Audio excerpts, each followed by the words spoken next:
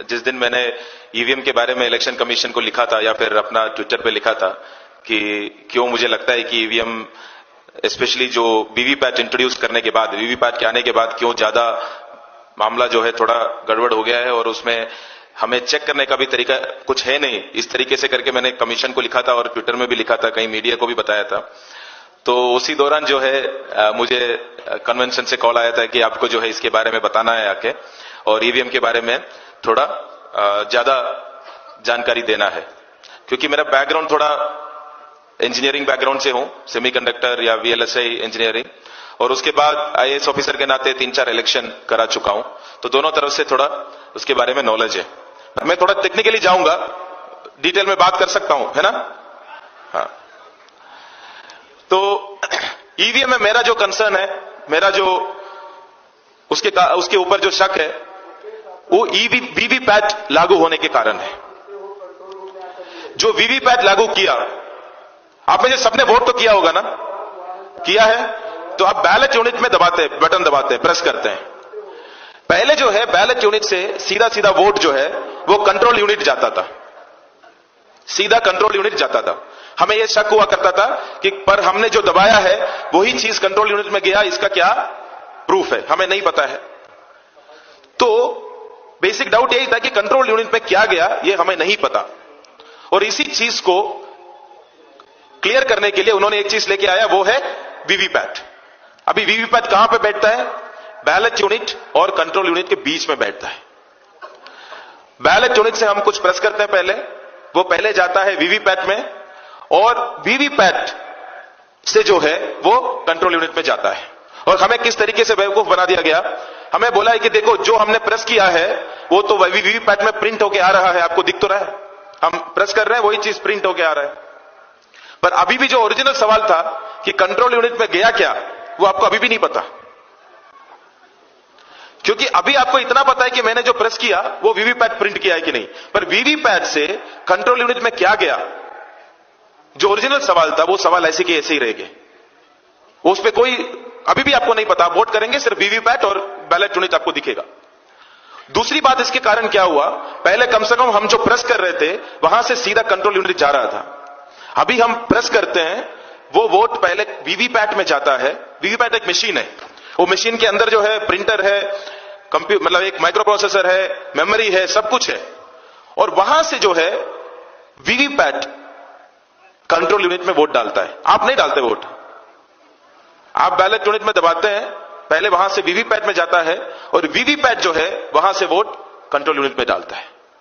अगर आप ballot unit हटा भी दो ना, ये प्रोसेस हम आराम से कर सकते हैं, आपकी भी जरूरत नहीं है। ये एक मेजर लूप होल लेके आया है इसके बीच में। और पहले हम बोलते थे कि जो ईवीएम है उसको हम किसी एक्सटर्नल डिवाइस, कोई भी इलेक्ट्रॉनिक डिवाइस से कनेक्ट करने नहीं देते हैं, हम जो डिस्ट्रिक्ट एडमिनिस्ट्रेशन है या पुलिस है इसकी पूरी हिफाजत में रखते हैं और इसको बिल्कुल हम टच नहीं करने देते हैं।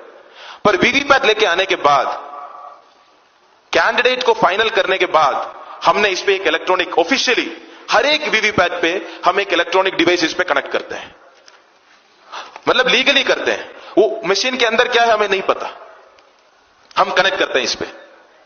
इस बारे में भी मैंने यही आवाज उठाया था कि यह गलत है, क्योंकि आपको अभी पता है कि कैंडिडेट 1 जो है वो कांग्रेस का है, बीजेपी का है, किसका है, कैंडिडेट 2 किसका है, बीएसपी का है, एसपी का है, आपको पूरा सीक्वेंस पता है। ये पता होने के बाद आप एक इलेक्ट्रॉनिक डिवाइस, बाहर से ले आए इलेक्ट्रॉनिक डिवाइस, हर एक वीवीपैट पे आप कनेक्ट करते हो। तो जो ओरिजिनल आप बताते थे कि हम इस पे कुछ कनेक्ट नहीं करने देते, वो भी खत्म हो गए। और तीसरी बात, पहले जो ईवीएम है उसको कैंडिडेट 1, कैंडिडेट 2, कैंडिडेट 3 बस इतना ही पता होता था, स्थानार्थी 1, 2, 3 बस।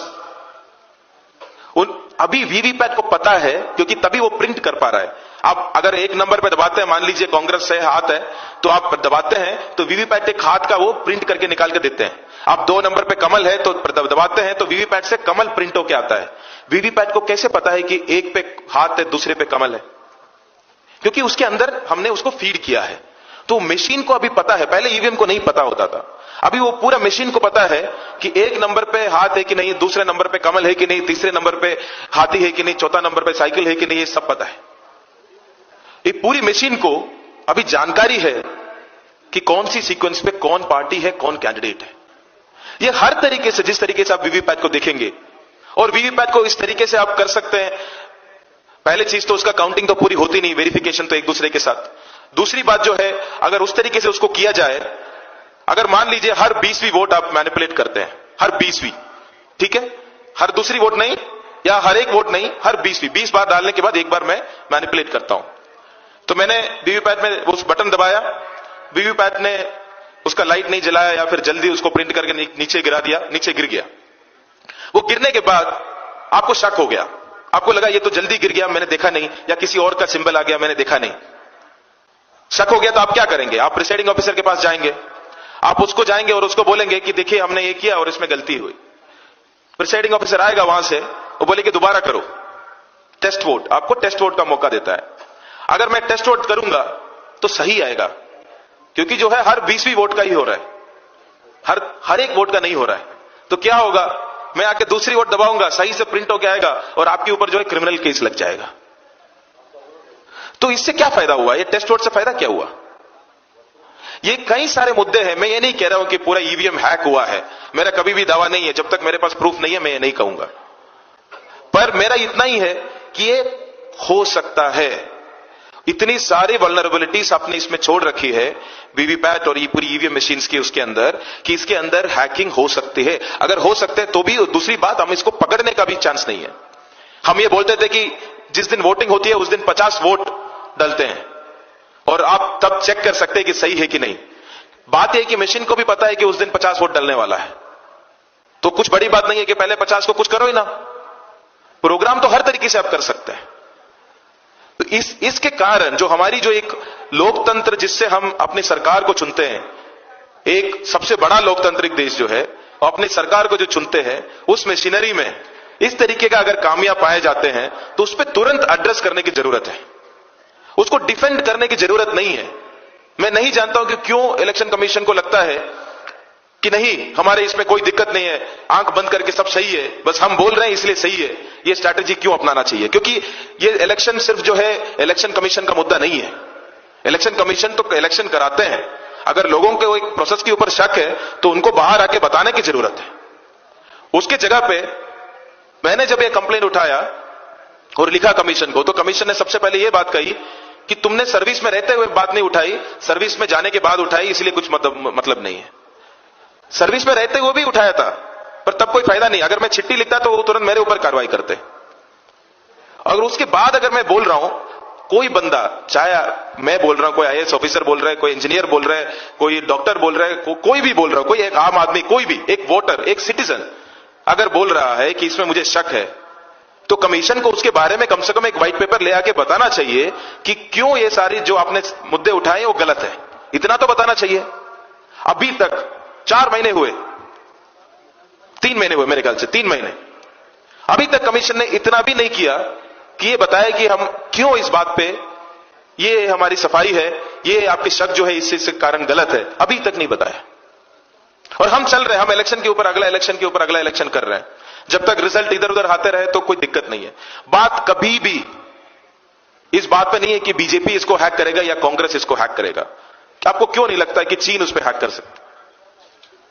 क्यों नहीं लगता कि कोई विदेशी ताकत नहीं कर सकते? कुछ भी कर सकते हैं। मैं ये नहीं कॉन्स्पिरेसी थियरी नहीं बना रहा हूं, पर हम जब अपने लोकतांत्रिक जो सबसे बड़ा लोकतंत्र है उसके एक सरकार को चुनने का जो प्रक्रिया है उस पर अगर शक है तो उसको क्लैरिफाई करने की जरूरत इलेक्शन कमीशन को है।